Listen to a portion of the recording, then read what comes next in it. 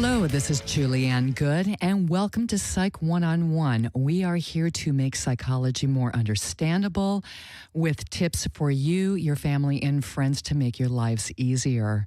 Tonight, my special guest is Dr. Melody Bacon, and I'm thrilled to have her back. She has been on several of my shows and is outstanding on giving information that is very usable and very reliable. So, Dr. Bacon, thank you so much for being on. How are you? Oh, great to be on. Thank you for having me. So can you tell the audience a little bit about your background? Yes, I'm a clinical psychologist. I specialize in relational issues and life transition issues. And I also am the campus director of the Irvine branch for the Chicago School of Professional Psychology. And prior to that, I was the chair for the marriage and family therapy programs on the 3 campuses. So very involved in our field, both from a clinical setting and an academic setting. Yes, you are. It's very impressive. So thank you for doing all the work that you've done. You've made a huge impact over at the Chicago School of Professional Psychology. Well, thank you. So tonight we're going to be talking about divorce and divorce recovery, since statistics in this country say that half of the people that get married are going to get divorced. So it's a good thing to have some recovery tools and to kind of understand the process a little bit more about what you're going to go through when you get divorced, because it's a hard time for a lot of people. Now, Dr. Bacon, how did you get involved in writing a book called The Grace-Filled Divorce? What's your background on authoring this book? Yeah, I actually just had somebody ask me that just the other day.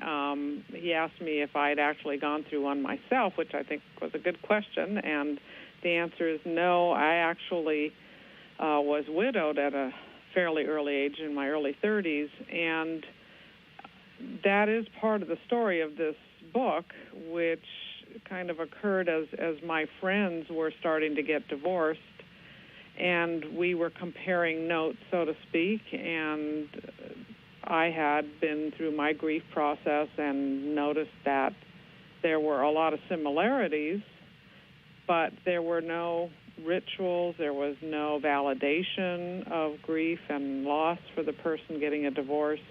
Often people would be asked shortly, even before they were divorced, are you dating anybody yet, as though they'd broken up with somebody they were dating in high school for 2 months. So that started me on a journey to understand divorce in general and the grief process in particular in divorce. And so during my doctoral program at Pacifica Graduate Institute, I focused my research on that particular topic, and it also lent itself well into my work as a clinical psychologist, because as you mentioned, a lot of people unfortunately do go through this experience, and if they don't personally go through it, they've had their parents go through it, or their siblings, friends. It's just one of those unfortunately sad factors of life that marriages are very difficult for many people to keep together for a variety of reasons. And the aftermath of that can be very traumatic. It can go on for years. I just heard about a couple who have been divorced 14, 15 years. Their adult son is still dealing with the aftermath of that, and the couple is still, believe it or not, in a legal battle with each other. Wow, after 14, 15 years? Yes. You kind of want to say, why'd you bother getting a divorce? I mean, you could be fighting for 15 years and be married. So. Yeah, exactly. Well, especially legalities after that long, too. Yeah. You have to wonder what caused that it got so complicated. Yeah, well, certainly you have to have the money, unfortunately, to go through that. But also, people may be legally divorced and not monetarily divorced, and they're still tied to each other. And that complicates anything else they're going to do later on, which is one reason why second marriages have a higher divorce rate than first, upwards of 75%, Wow. because so many of the issues from the first marriages blend into the second ones, and now you're trying to blend a family. And so that's why, as you said earlier, this is a very common issue, but it's very complicated. Well, especially since I think a lot of people are under the myth that, okay, they're going to get married a second time. It's going to be better. I learned my lesson. And from what you said, maybe they haven't learned their lesson yet, and they're maybe in rebound mode. They're wanting to find somebody to get attached to the next time so that they can just forget all the misery that they just went through with their first marriages. Mm-hmm. That's right. Most people make the mistake of thinking that they married the wrong person the first time around. What I hear a lot is, well, we were very young, we didn't know what we were doing, and all that may be true. However, I still believe that you marry somebody for some reason other than what you think it is. I think that marriages actually force us to grow ourselves, and I think that's a good thing if we can look at it that way. In ways that our families of origin also were asking us to grow ourselves, but we're young and helpless and don't have the opportunity to make those changes until we're adults and get married. So people make the mistake of thinking, I picked the wrong person, I'll get divorced, and I'll start over, and this time I'll pick the right person, which kind of makes sense. If that were the case, however, the second marriages would have a far lower divorce rate, and people would be much happier. And in fact, as I mentioned earlier, the opposite is the case. And as you noted, Julie, it's often that they didn't know what they needed to learn about themselves before they started in another relationship. And you're right, people do tend to move very quickly in order to assuage their understandable hurt, their fear of being alone, and many times many of the same problems that drove them into getting married in the first place often are still there and cause them to rebound and quickly attach to somebody else without really assessing, how did I get to this place and how do I avoid doing that in the future? Right. And who really wants to do the first mistakes in the first marriage? That's right. Not I. That's exactly right. Yeah. I mean, I was married just for a brief amount of time. It was technically about 5 years. And then I needed a breather. But I also found out, though, I had gotten into a long-term relationship after that, and that there were some things that hadn't quite healed up from the first the first time around. Oh, absolutely. And, that's often without really having a third party to kind of review this with, who's been trained to help, a counselor, trained therapist, it's very difficult because we can't see what we can't know. If we're not, we may know that there's something here that I want to know about myself, but I don't even know how to start looking because all I know is what I'm aware of. And so that's what makes therapy so helpful, is you have someone that can guide you through the process of self-exploration and discovery so that you do come out of these very painful times benefiting in the long run, which is, redeeming in many ways of that kind of suffering. Right. So in your clinical experience, what are some of the processes that a divorced person comes in with that they really need to start sifting through to get to that place of personal growth? Yeah, well, as I said, I think the first step that somebody can take would be to find an experienced counselor who really understands the process of divorce and also marriage in a way that can help you learn from your prior marriage. And in many ways, I counsel people in continuing to learn from their ex-spouse, most people have children with their first spouse, and they do continue a relationship with them through their children, and to use that as an opportunity to learn how to respond differently and those types of things. So I think a good therapist, someone who can coach you through different responses, in a growth-promoting way is very helpful. I note in my book that grief and divorce and the experience of divorce is a little bit complicated because it depends on whether or not you initiated the divorce or were the non-initiator, and even that's a little bit difficult to tell sometimes who's who. But in the most simplistic terms, the initiator is someone who has been dissatisfied and very unhappy and feeling very lonely and discouraged for a long time in their marriage, and finally comes to the point at which they are done. They've tried everything they can.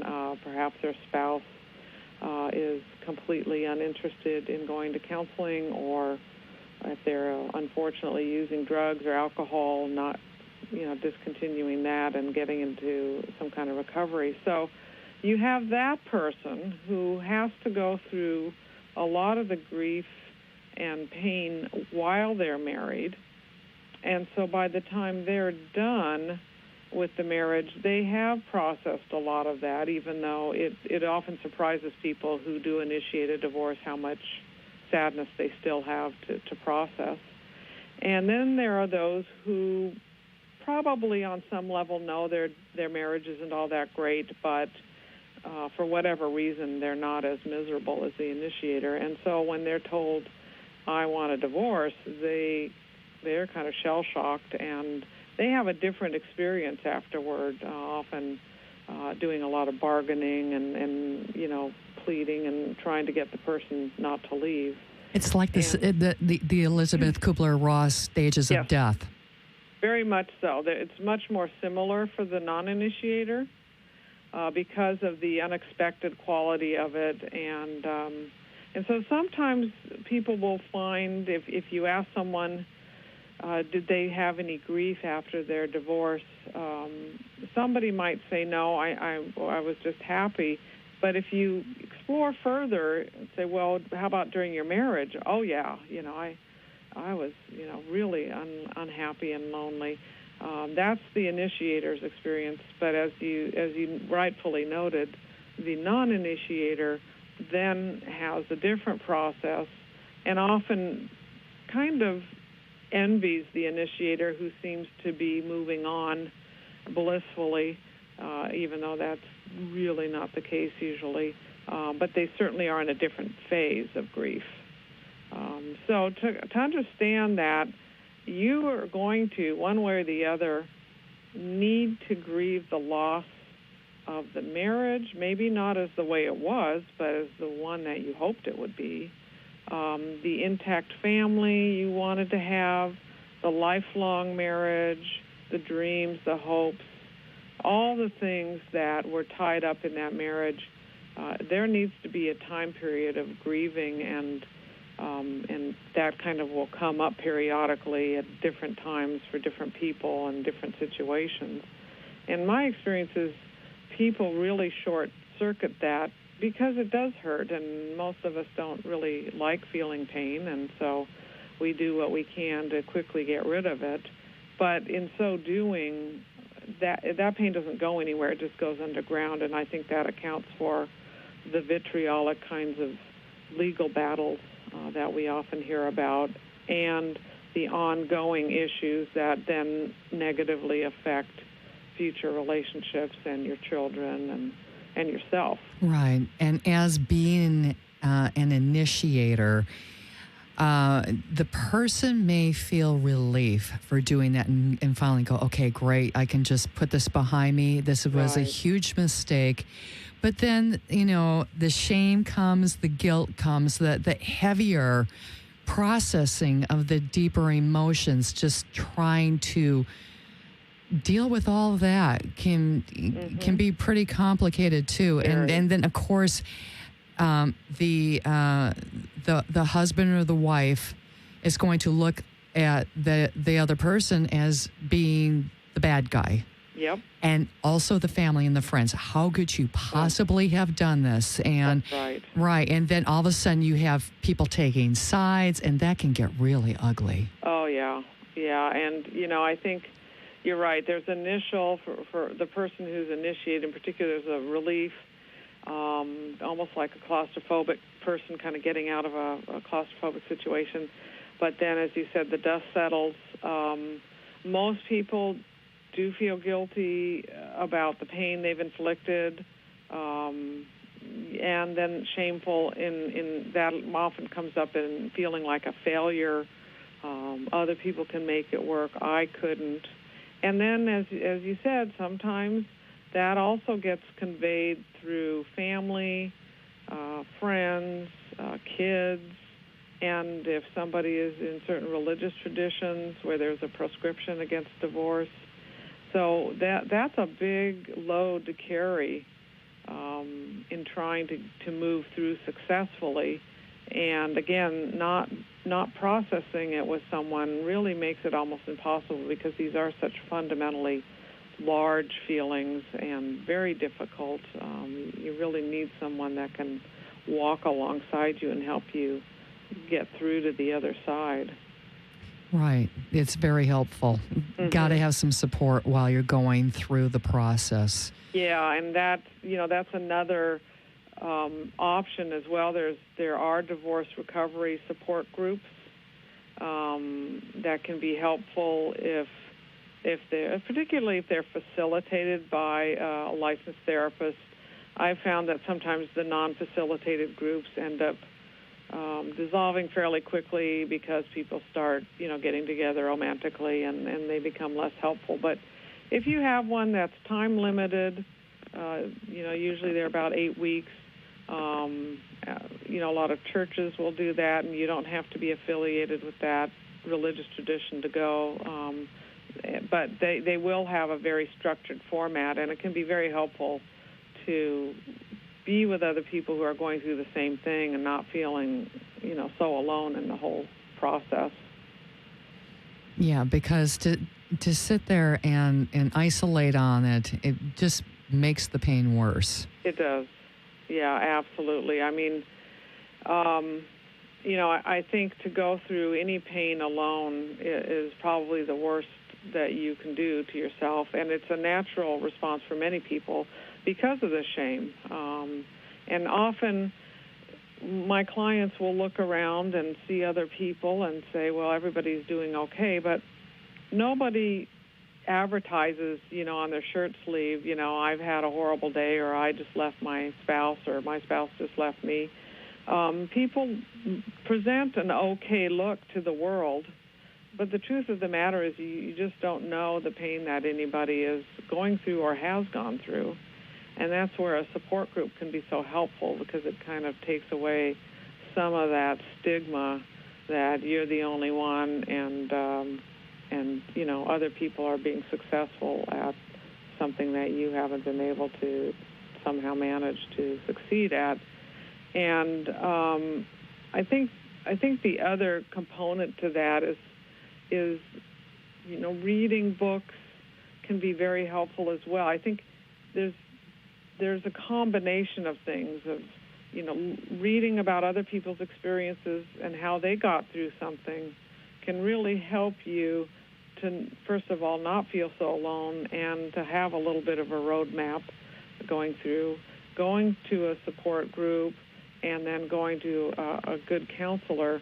All of that can make sure that you move through the divorce process successfully, and then if and when you are ready to begin another relationship. And most people will tell me initially, oh, I'll never do that again. But 80% of people who divorce do, at least, whether they remarry or just become romantically involved again, will.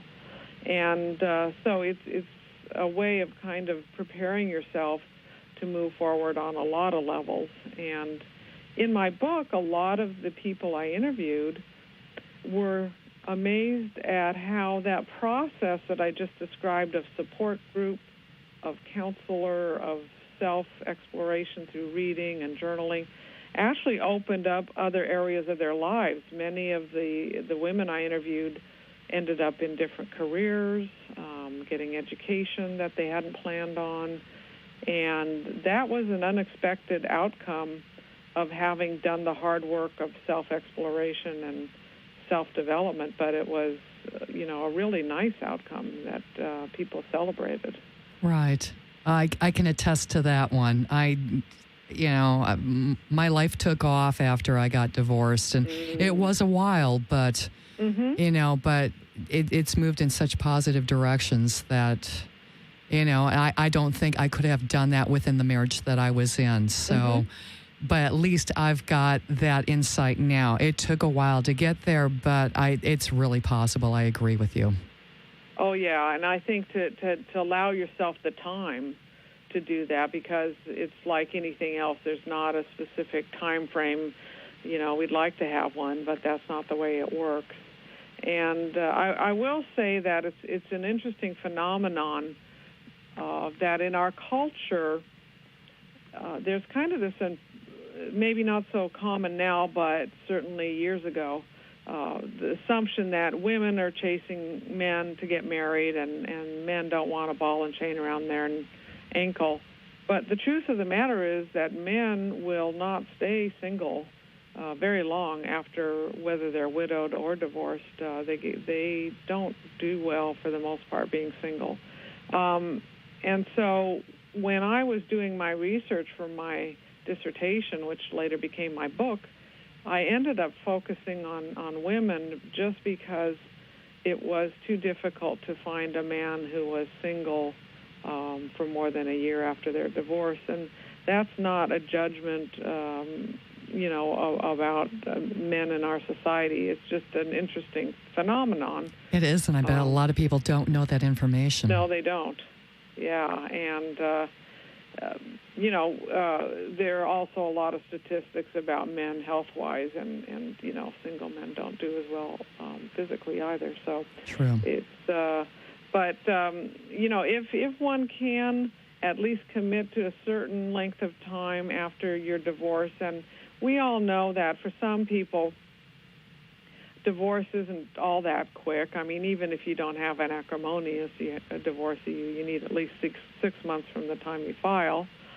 And I always advise my clients to at least wait the 6 months until the divorce is final before they start to go to a meetup group or some other Match.com or eHarmony or something.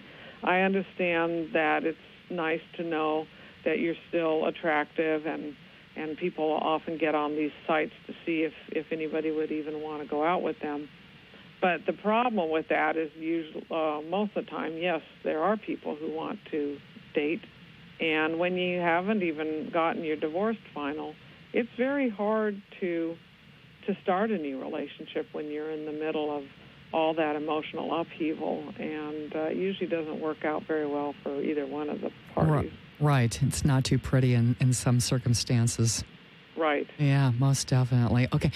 Dr. Bacon, we're going to come back after we take this brief musical break, and let's talk about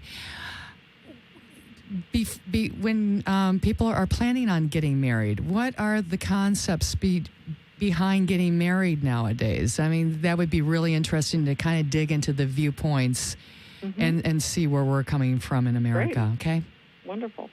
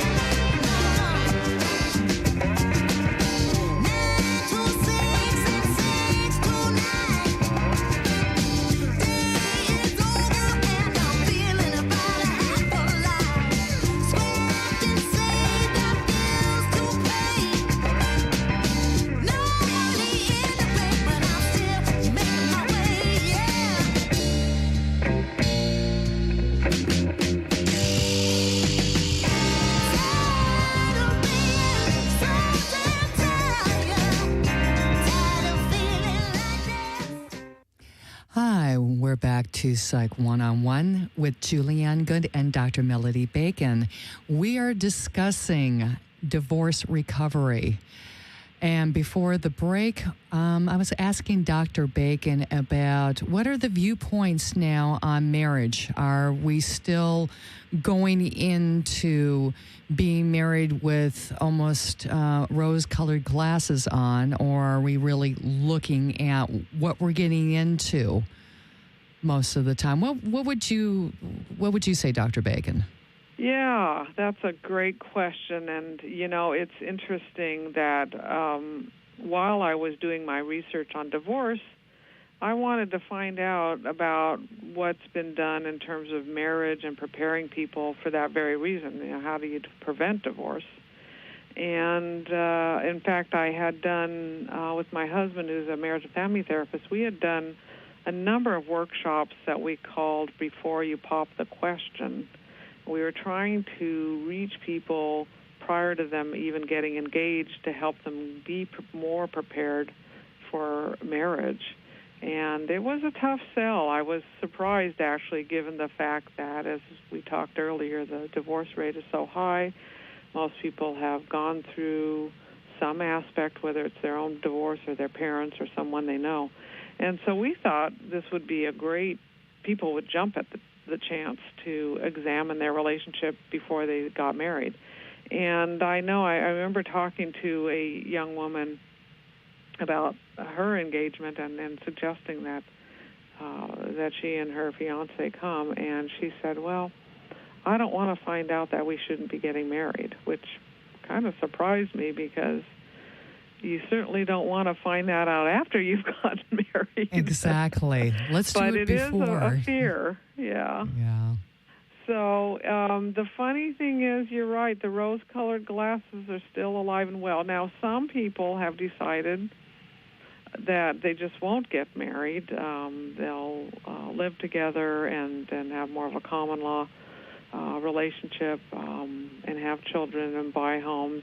And that gives its own set of difficult circumstances. And the reality is, if you split up under those circumstances, it's no more emotionally easy, and you have a little bit more complications because you have children and you have property. So there's no getting around the fact that people want to be together, and they're resistant to preparing for it because they want to believe that, especially when you're in the throes of romantic love, that this will get you through anything. And I wish that were true. Right. But it isn't enough. Of course, you have to start with that. But I think being conscious in your intention as you're dating, as well as you're determining, how you want to move forward with any individual, is the only way to mitigate some of the negative issues that come up with any relationship, and prepare yourself for them. So in my practice, I use an assessment that's called Prepare, and it's taken online. Each individual takes it separately, and then they meet with a counselor for several sessions to review the results. And what this does is show the growth aspects, areas of the relationship, as well as the strengths. And it goes over family of origin issues, as well as religious, faith, and financial, and all the components that come into what expectations each might have, what issues they may have already faced that they haven't really resolved. And that can be a very strengthening process. I've done this a number of times with individuals who, really find the process very, optimistic and growth promoting, and it gives them a nice foundation for marriage based on a real experience with each other, as opposed to, hope and a prayer. And so there are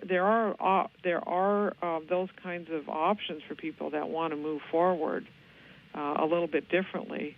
The other thing that I found, I assumed that second marriages would, that people would be more likely to want to prepare for those.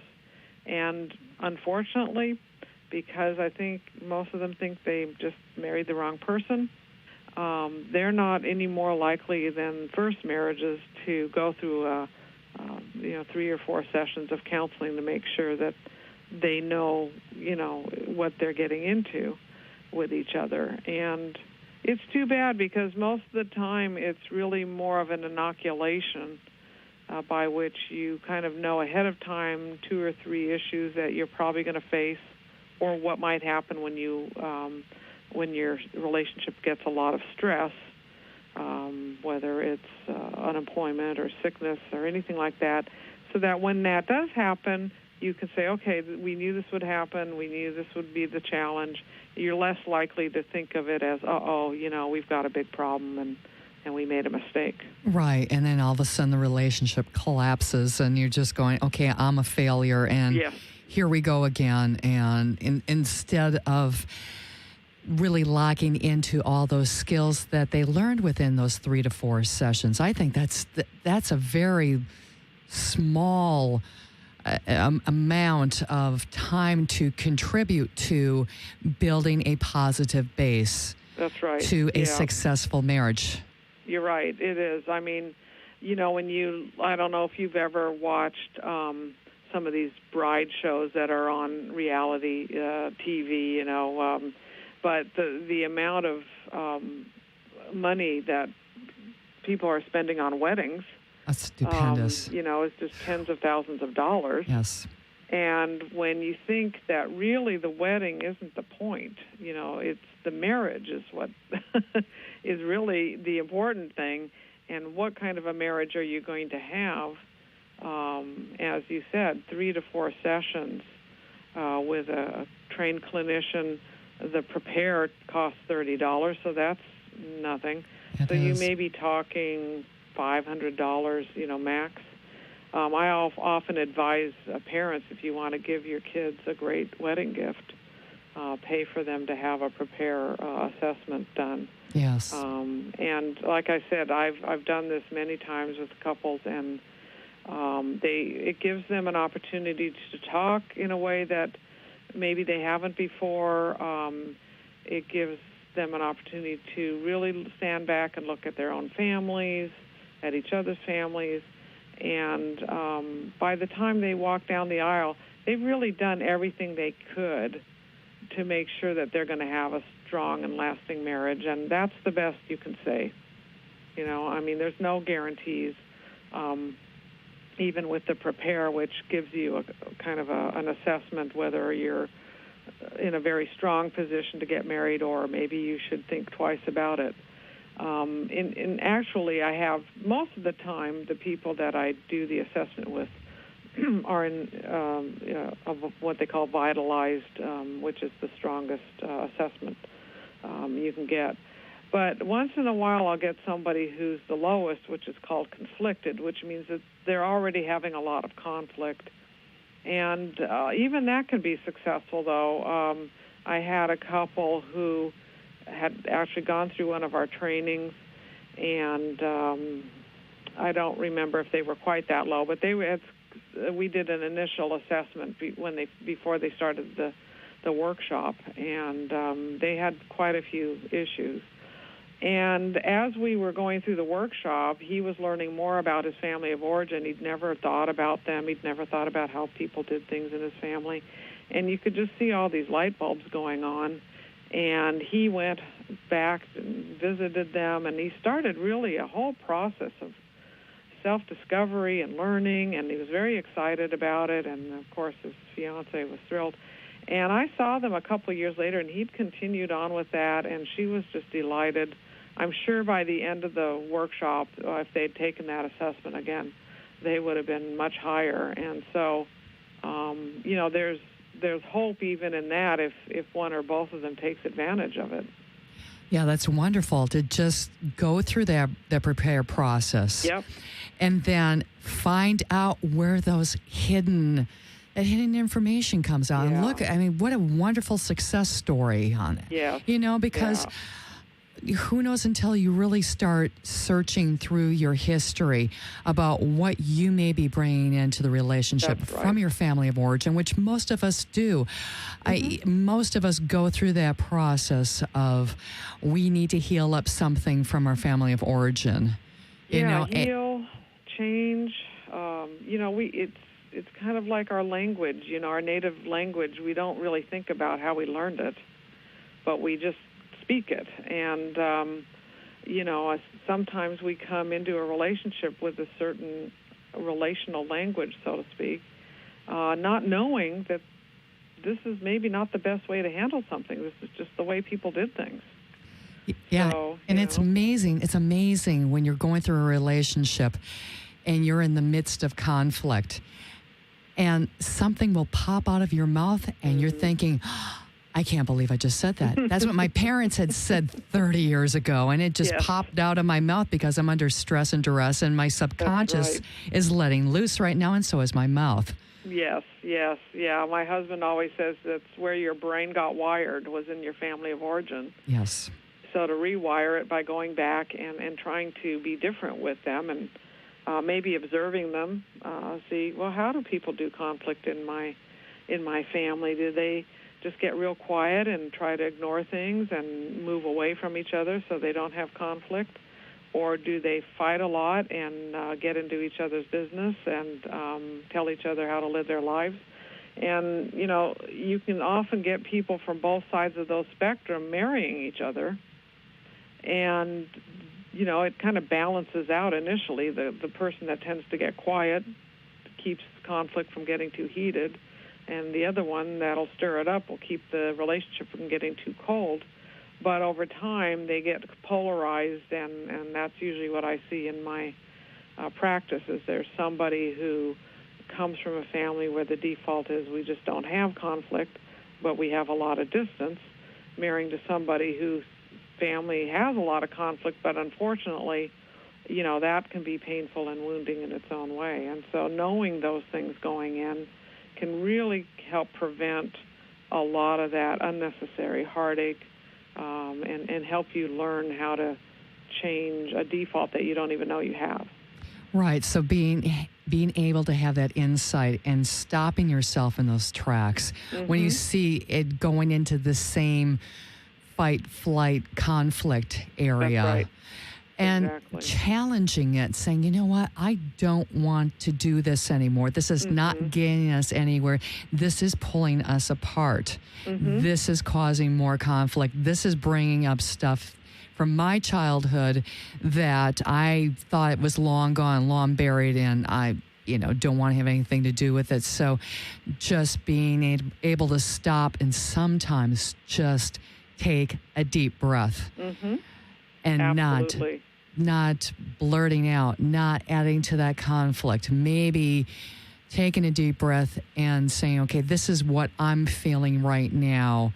I'm feeling it, and instead of like projecting it out and saying you're the one to blame for my pain. That's right. Yeah. I think a lot of what I teach my clients is managing their own brain, and the fight, flight, or freeze part they call the limbic system.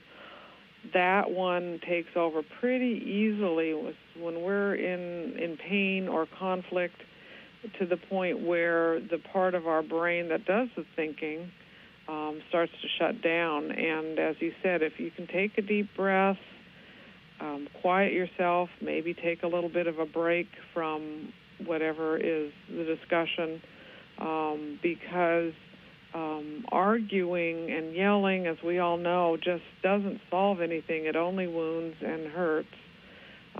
Conflict can be helpful if you can have it in a way that you're actually learning something about the other person and yourself, but that requires a lot of availability of your thinking part and a lot of calmness, and that's where the challenge is. How do you learn how to be less what we call reactive, which is just kind of hair trigger. Somebody has an eyebrow raised and I'm already at a 10 in terms of my anger. And so this is where sometimes close relationships can really be challenging. However, the flip side is when you're willing to do that kind of work and really hold on to yourself and try to be as aware and as you can have a much more truly deep and intimate relationship with another human being, and that's really worth all that effort in the long run. Yes, it is. Just holding on to yourself. It was what was a snarch? The passionate marriage. Yes. And you would call it holding on to yourself, which is, not being curious about your partner, not trying to convince them to change their mind and change, but at the same time not necessarily just capitulating because they're upset or angry or sad. That's holding on to who you are and really acting out of your values. So I do a lot of work with people to get clear on your deeply held values, which can take some time, and sometimes they can feel like they're in conflict with each other. But ultimately, when you have a values-based response, you're much less likely to argue with someone about it because it's a deeply held value of yours, not willing to give that up. And so, that kind of that idea of being me with you, and getting back to our original discussion on divorce, people often feel like they can truly be who they are with the person that they're eventually married.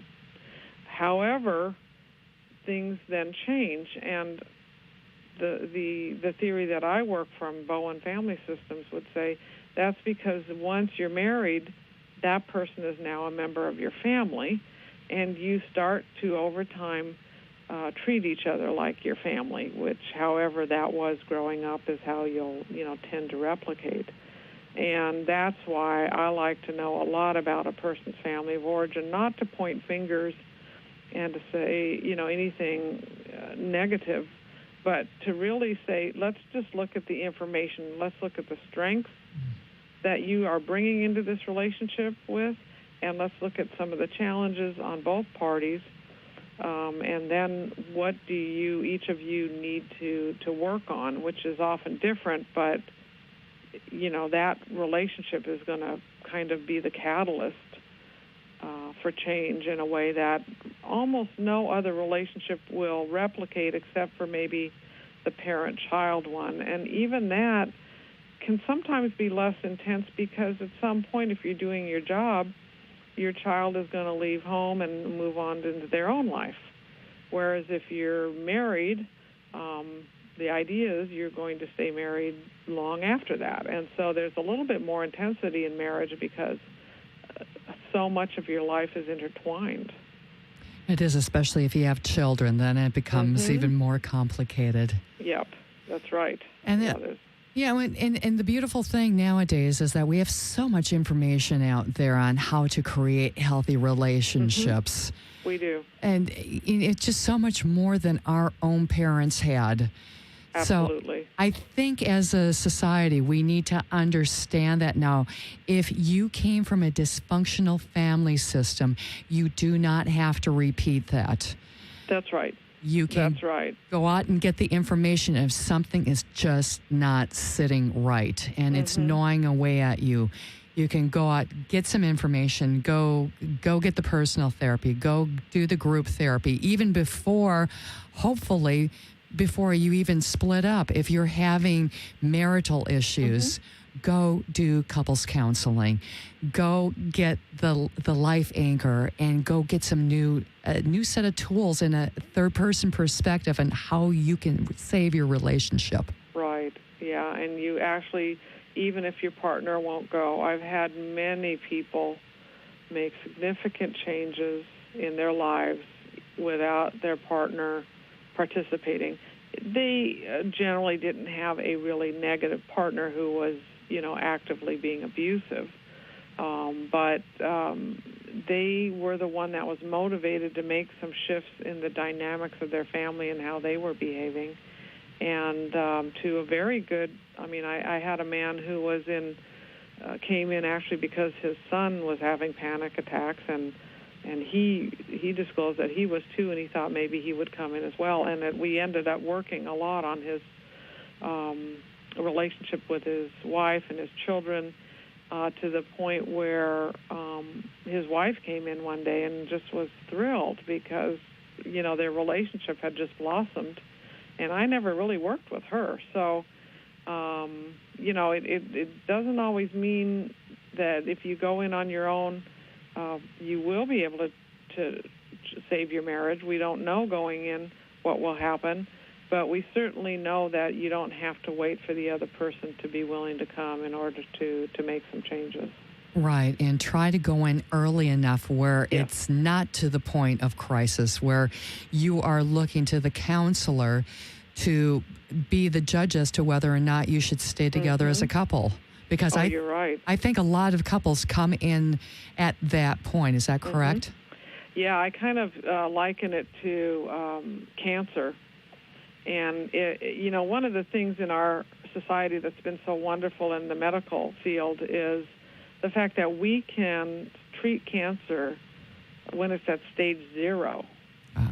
And as a result, people can get breast cancer in particular. When it's stage 0, then you have a very minimal treatment.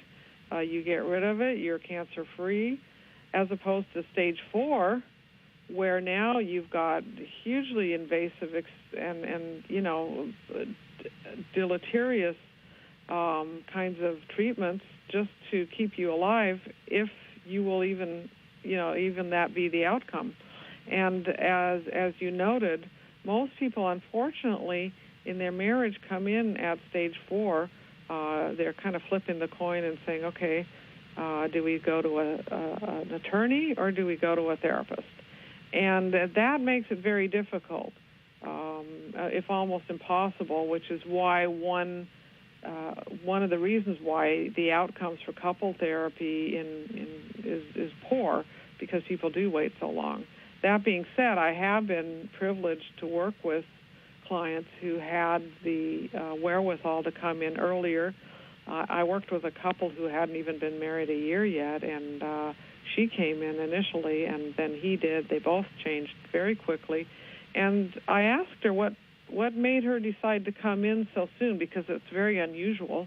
Well, she had gone into therapy in her teens, and of course that hadn't been very meaningful to her, so it didn't even occur to her not to go in when she realized she was having some issues with her husband.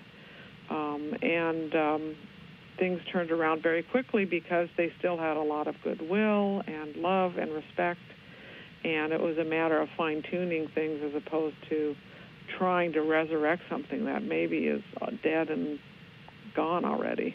Yeah, and it was early in the process. Yep.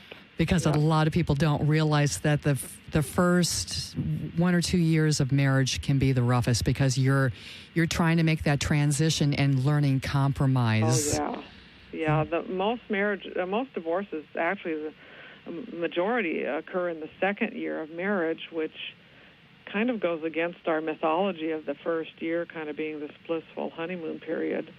But when you consider you need at least 6 months in order to get a divorce, that first year had to have been a very tough one for someone to be, divorced by their second year. So you're right. The first year, people don't understand that it is challenging, and yet, if people will be open to coming in and seeking counsel, not only will you have change more quickly, you'll set the foundation for a strong marriage, because the skills that you learn will be skills that you'll keep throughout your life.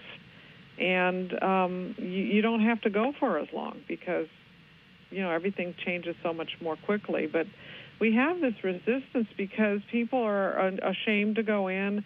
They think everybody else is just doing it. Like I said, we tend to look at everybody else and think that they're doing fine, and that's not the case. They're just hiding. When somebody says, how are the lovebirds or the honeymooners doing? And you're not going to say, well, we've had this huge fight, and, he's staying out every night and we're miserable. Most people are like, fine, we're doing fine. Denial. But obviously they're not.